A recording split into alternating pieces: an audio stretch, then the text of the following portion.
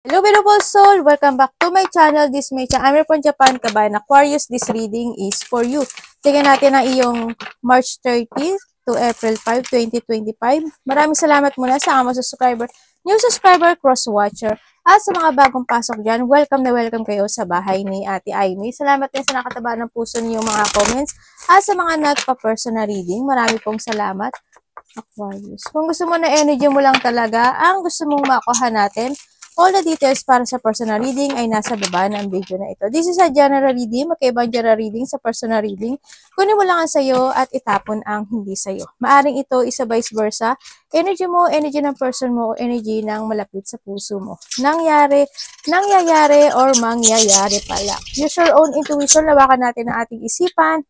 Tandaan nyo, marami kayong energy sa mundong ito.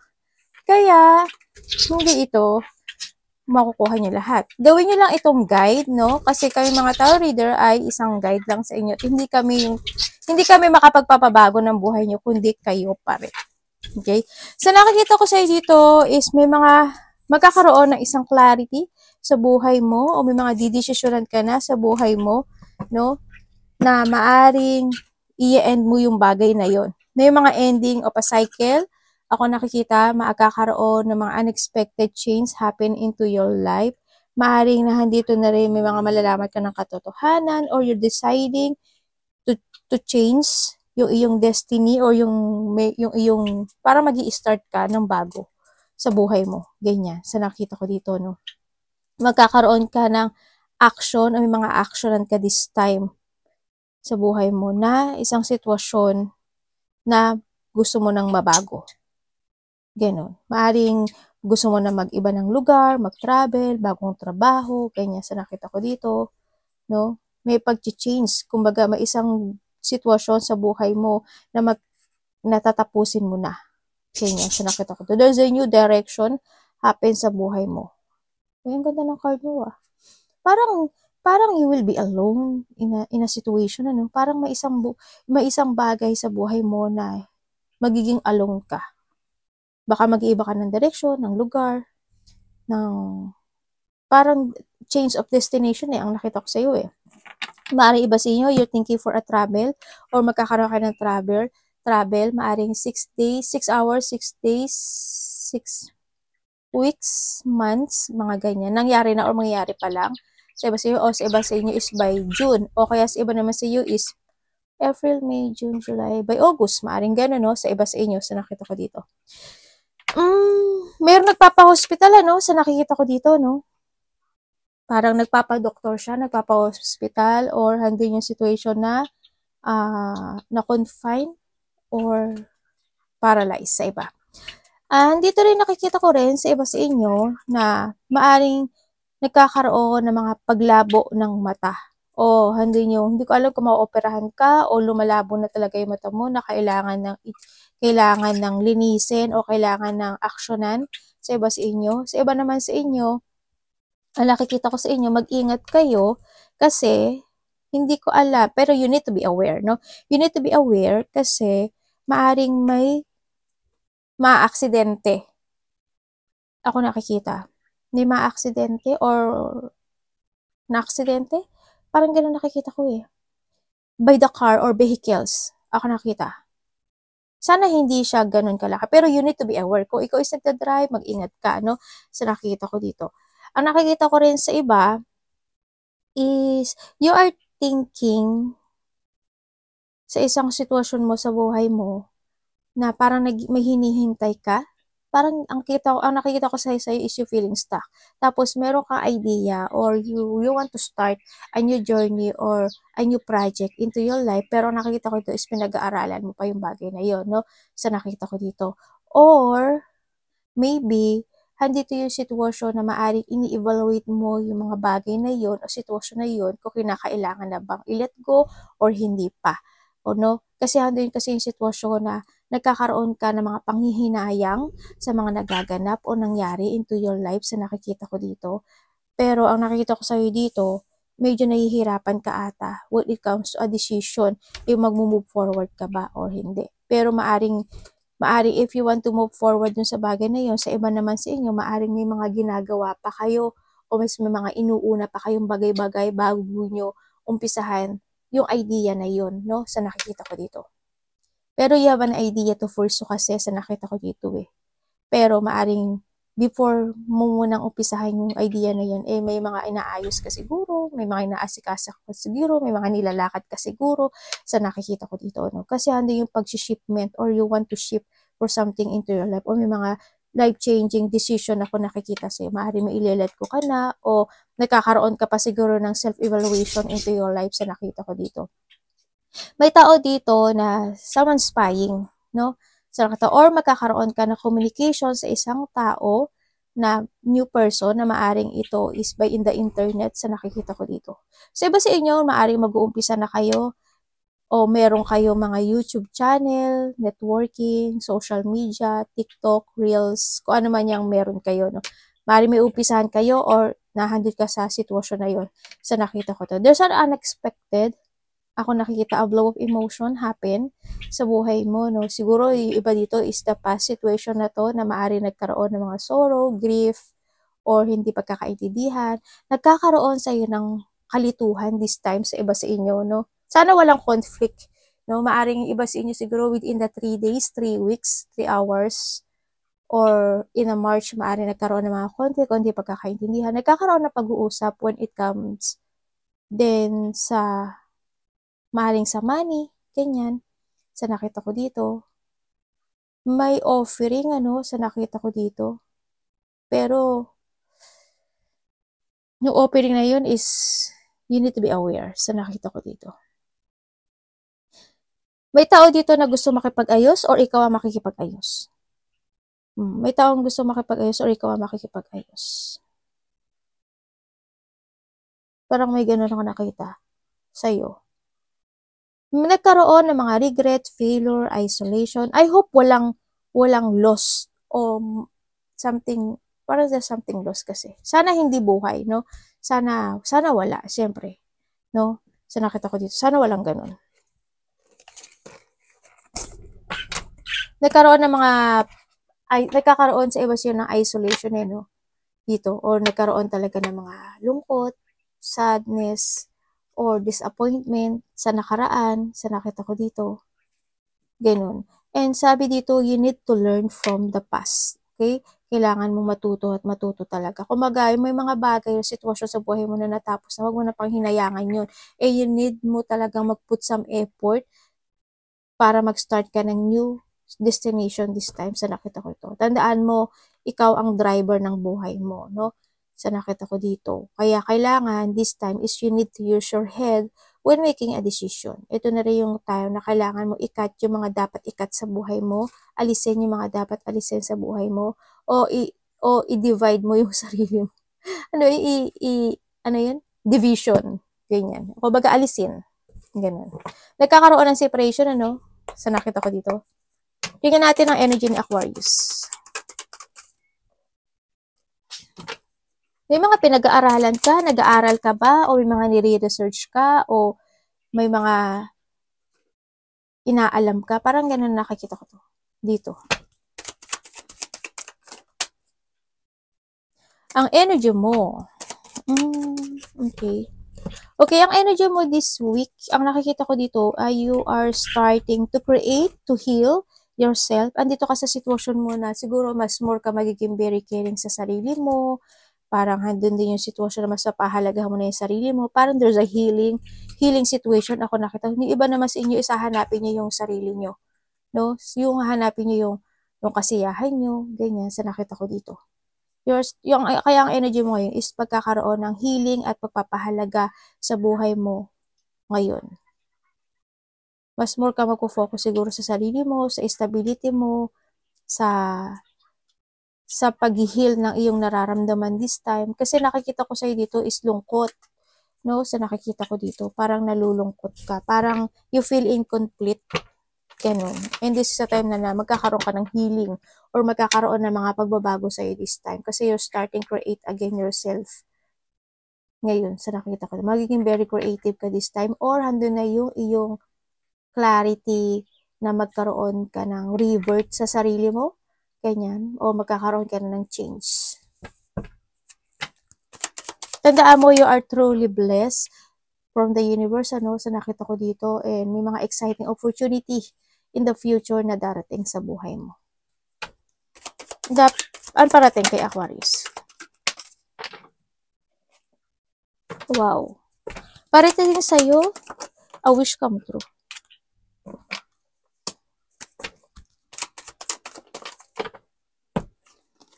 Tapos na po to.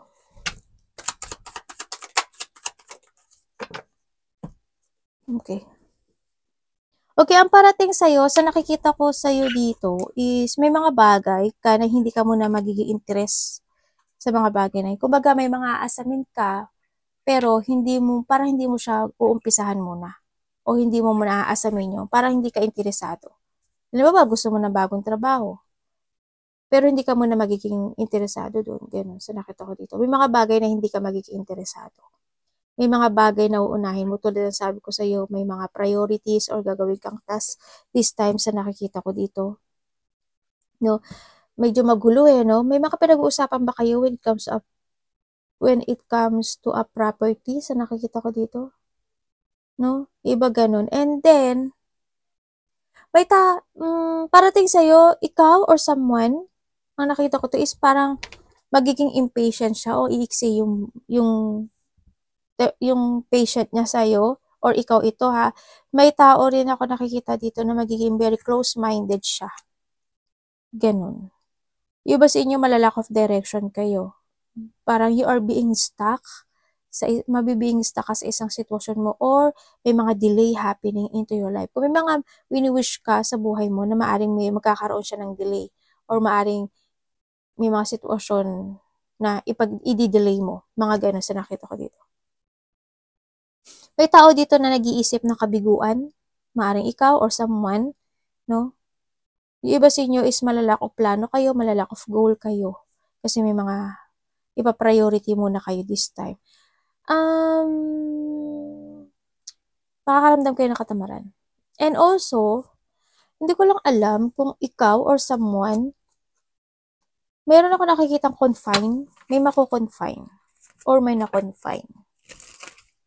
O nagpapa-hospital. Yun ang nakikita ko. May tao ditong lumayo, no? O lalayo. Ikaw ba ang lalayo? Parang may lalayo. Yan. Ano ba tong card ko? Ano ang dapat iwasan ni Aquarius? Sana hindi ka ma-lack of confidence this week. Sorry. Naano tuloy ako? Nanangating dalamunan ko. Ano ba tong ko card? Saan nakarating? Dapat mong iwas.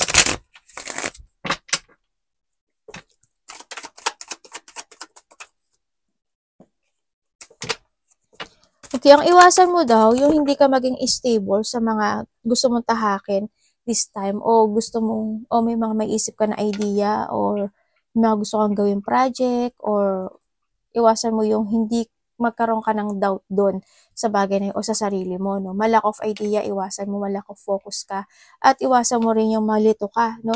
Dahil sa maraming problema na iisipin mo or mga struggle and burden na nagaganap o nangyari sa'yo. Iwasan mo rin yung magkaroon ka ng lack of clarity or ma-unproductive ka sa mga sitwasyon mo this time sa nakikita ko dito. And also, iwasan mo yung magpa-distract sa mga magaganap o mangyayari sa'yo.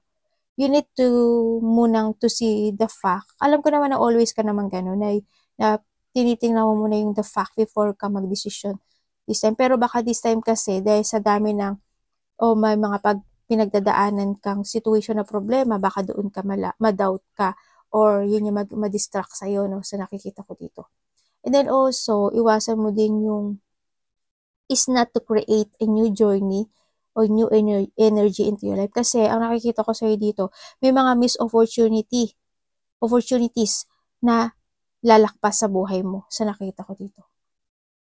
No? May mga negativity kasi ako nakikita. Iwasan mo yun. O iwasan mo yung hindi mapakatotoo sa sarili mo. Iwasan mo yung thinking of a negativity. Ganyan. Iwasan mo yung hindi ka maging very creative. Iwasan mo yung manahimik lang at hindi mo sabihin yung mga gusto mong sabihin, if ever, sa nakikita ko dito, no? Yun.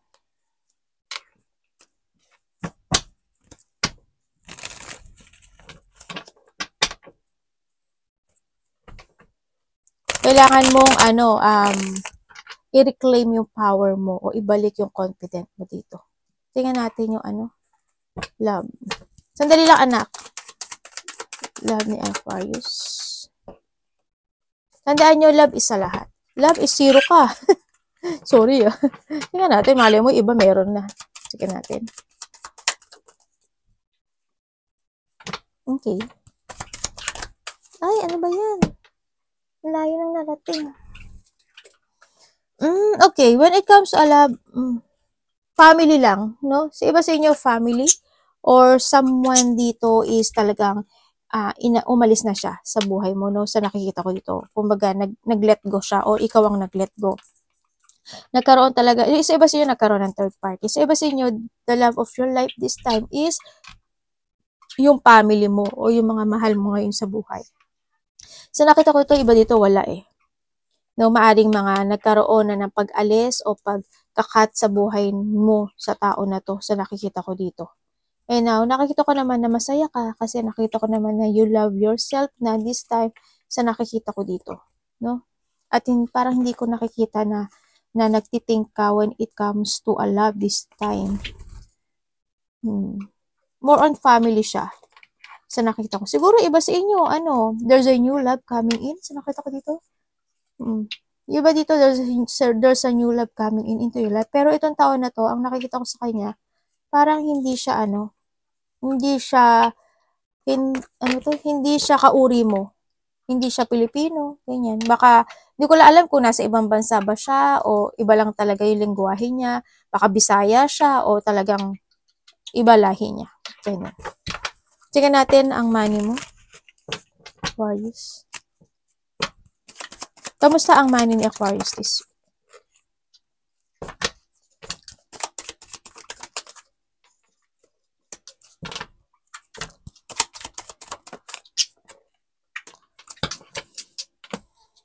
Okay. When it comes to your money, okay naman yung money mo. So, nakita ko kasi nandito naman yung pagkakaroon ng growth, no? Yun nga lang, syempre, may mga sinusuportahan ka rin siguro o may mga pinagkakagasusan ka, maring mga mahal mo sa buhay, no? Pero you are taking good care sa iyong money sa nakita ko dito at magkakaroon siya ng growth this time.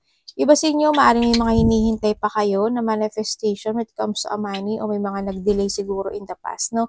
And then, may nakikita rin ako dito, yun nga, like I said kanina, na magkakaroon ng travel by the 8 days, 8 weeks, 8 months, or by August. Ako nakikita, nakangyari na o mangyari pa lang. Anak, sandali lang. Pinatay mo yung natin. Pinatay mo yung natin.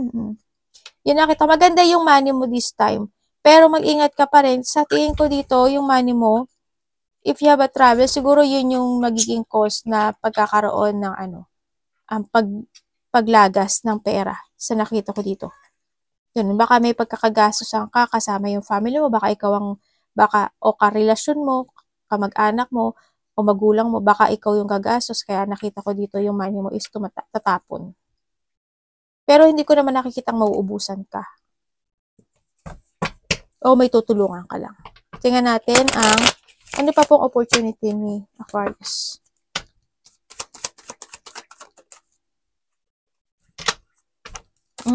Okay.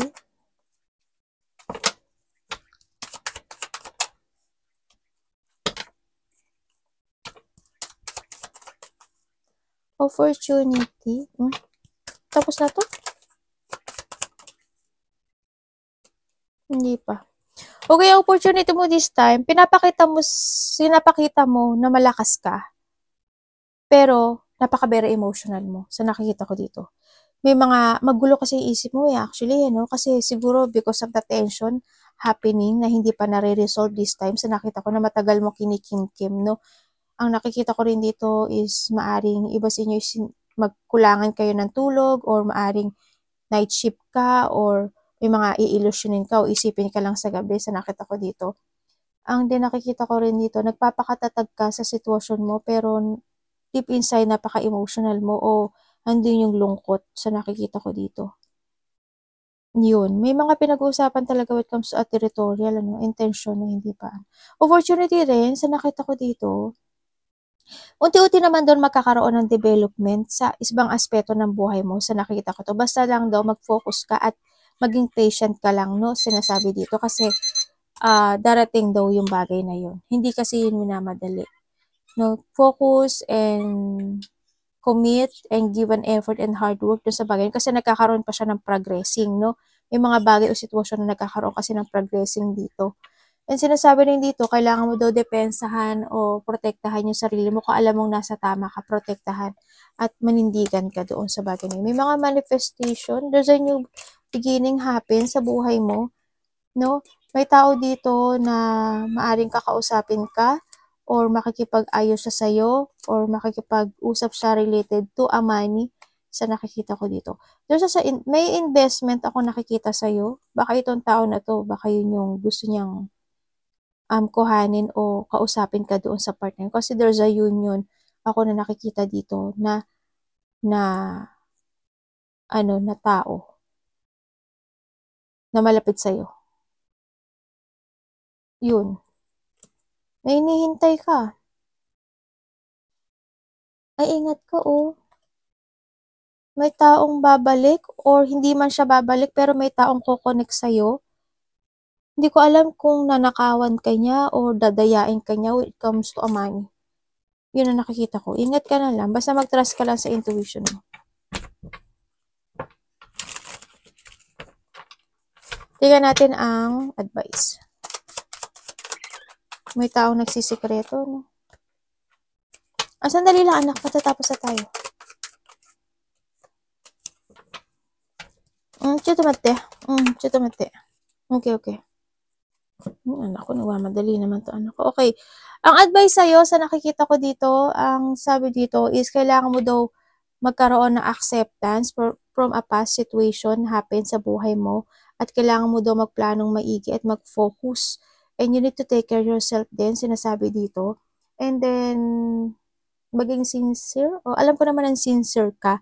Kumbaga, pagiging sincere sa pagbabago sa buhay mo. Kumbaga, this is the time to revert or kailangan mo nang pahalagahan yung sarili mo or kailangan mong mag-focus to develop more to yourself. Kasi ang sinasabi dito is alagaan mo na magkaroon ka ng development sa sarili mo.